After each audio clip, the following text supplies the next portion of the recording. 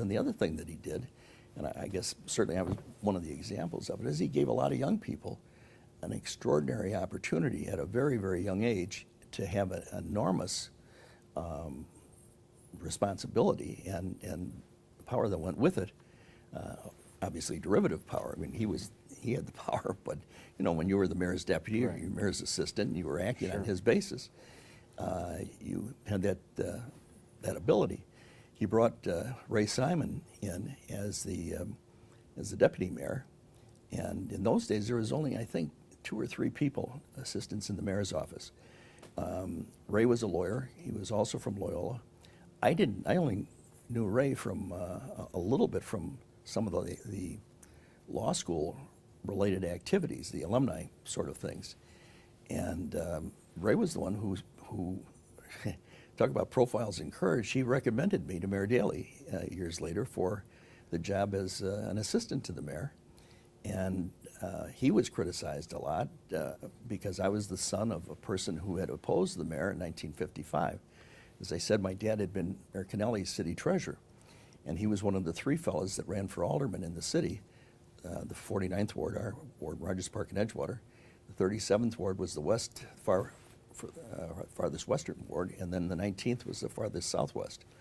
Those were the only 3 wards that the mayor's aldermanic candidates didn't carry. So in those days, giving me, the son of a person who had been against the mayor, especially who had passed away on top of it, in a city where there's nothing deader than a dead politician is, a phrase that's been around for a long time. It was extraordinary. But, Ray Simon thought I could do the job, was willing to recommend me, did. Mayor Daley, although I have to tell you, Gary, I gave the dumbest interview that anybody has ever given for a job, I think in the history of the Western world. When I finally got to see the mayor, well, it was pretty simple. I mean, here's Mayor Daley. Okay, in those days, next to Lyndon Johnson, he's the biggest guy in the country, And you go in, and here's this huge desk, and he kept it very neat, and he was very cordial and very warm, and got up, had me sit the chair next to the desk, and asked me some questions, and I'm looking like, what am I doing? What am I doing here? I guess I was, 26 maybe.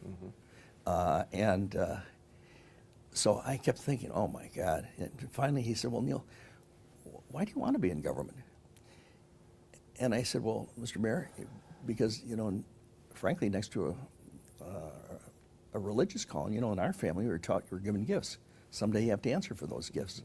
And next to a religious calling, I think the place you can answer best for them is by working in government, where whatever talents you got can be used to help people solve real problems that they have. And so I think it'd be a privilege to do it. Well, that answer was so truthful and so square. So square to start with, that he had to know it was truthful, and it absolutely was truthful. And so when he said, well, that's fine. Now, how much are you making? So I was amazed that, we were even going to the next question. Right. Well, I was making the grand sum of $8,000 at the health department. And I think we had 3 kids at the time, married Marge and, 3 kids. And I wanted that job so bad, Gary, I said $7,000. I'm the only person in history that ever took a cut, I think, in pay to go to work, in the mayor's office. And then he was good enough to give me the chance. And so that started the most, in many ways, the most interesting job that I ever had. Well, and remind me, you were his assistant for what, 4 years? Is that right? Yeah, up until I think it was in I came back from doing the legislature in May, the end of May, beginning of June, and then in 1968, and he called me in one day, and he said, how would you like to be the attorney for the park board? I said, the what? At that time, I mean, I'd done everything under the sun. I was deputy mayor, and what have you. And so he said, well, don't you understand? It's a great opportunity for a young lawyer. You should understand that. What's wrong with your judgment? I mean, Mayor Daley was very good at always making sure you understood that you were getting an opportunity, even though you didn't think you were. I mean, it was like Nome, Alaska, as far as I was concerned in those days. So I said, well, you know, the only reason I'm here is that you gave me the opportunity. And frankly, if you think there's some contribution I can make over there, Mr. Mayor, then okay, I'll be glad to do it. And I'm thinking, you know, how am I going to do this, and what is it, and what have you? So then I said to him, well, what about a transition? Now I'm thinking, you know, it should be 20 days, 30 days, because I was doing licenses, contracts, the legislation. I was doing everything under the sun, you know. And he looks at his watch, and he said, the meeting started at 2 o'clock in the afternoon. And he looks at his watch, and he said, it's 2:30. Bill McFetridge will be at his desk at the Park District at 3 o'clock. Be there. That's your transition? That was my transition. You know, 29 minutes, I guess, or 3, or whatever it was. And that was one of the things about him. I never knew until years later why that had happened, by the way, which is not a bad story either. But he always felt when something was over, it was over. And it wasn't me. He didn't dislike me. It wasn't anything like that. But for whatever reason, you were leaving a job. I mean, someone who would say, I've been thinking about leaving, well, thanks very much for your contribution, goodbye, right. You know.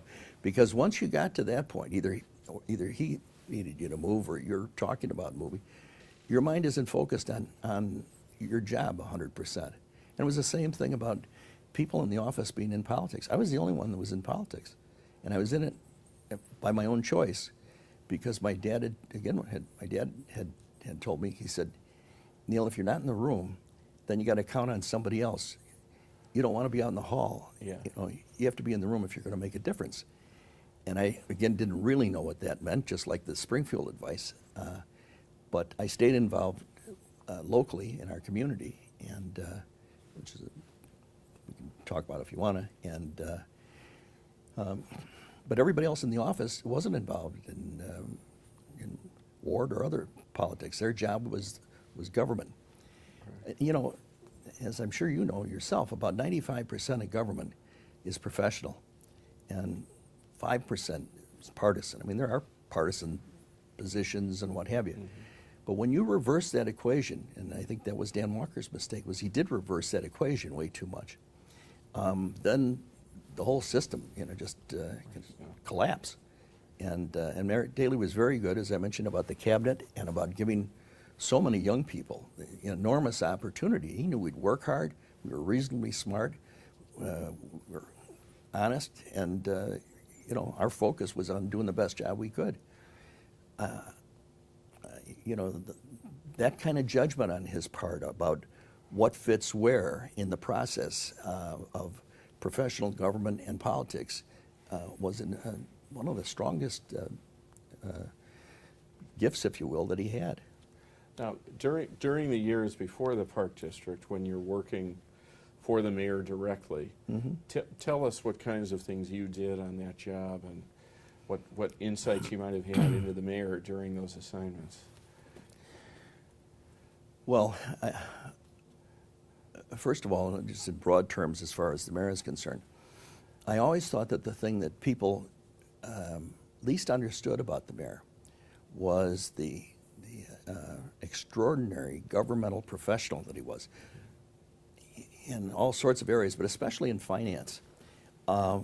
He really understood government finance, budgeting, the whole flow of money in government better than anybody that I've ever seen before or since. And it was an enormous asset. When he went into the legislature, he concentrated in many respects on finance. In the Senate, he was a spokesman on finance, on revenue. Governor Stevenson asked him to be the director of revenue, and as you know, he did quite a good job there, and was the linchpin really in the Stevenson cabinet, mm-hmm. because the rough and tumble of the rest of the stuff he could handle very well, and that wasn't Governor Stevenson's long suit. The governor could hold his own, but I think Mayor Daley was a very strong asset as far as the rough and tumble, the political part. But the revenue part, when he came back to Chicago, he continued to concentrate on that. And the most interesting sessions, I think, governmentally that I was in, was that before the City Council Finance Committee meetings on the budget each year, Mayor Daley would call each of the department heads in at 8 o'clock in the morning. And it would be the department head sitting there and the mayor, and I was sort of the fly on the wall in the back of the room. And it was the best postgraduate course in government and government finance you could possibly get. I mean, I couldn't get enough of it. And the worst thing that they could do was to try and con him. He'd say, who the hell do you think you're talking to? In that line item 3 years ago, you told me you were going to do this, this, and this, and you haven't done it. Now, if you don't know how to do it, then get the hell out of here. There's a lot of people that can do your job the right way, and come on back here when you're ready to give me a budget that really makes sense, with accurate facts. Nobody wanted to hear that speech twice. No. It maybe no one heard it twice. Well, no, I mean, you get one correct, But he really was extraordinary knowledgeable. I always thought one of the reasons that he had such enormous support in the corporate community was that he understood the impact of government decisions on the corporate finance side of things.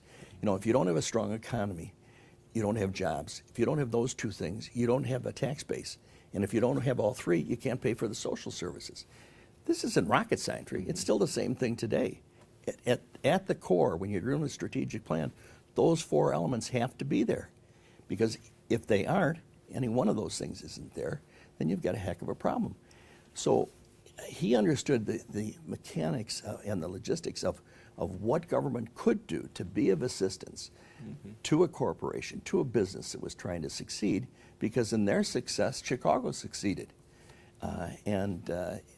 So if you go back in those days, you remember that all Chicago committee that he would have for each of his elections. And my Lord, was, every major Republican supporter in the area was on that committee. They were for Richard Daley. They were Republicans nationally and statewide.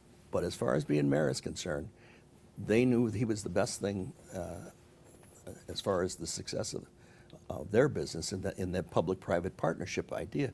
Nobody else ever put together business, labor, the academic community, and the other major groups in the kind of informal coalition that he did. It was, and to this day, it's still the model, I think, for that sort of appropriate and strong way for government to function.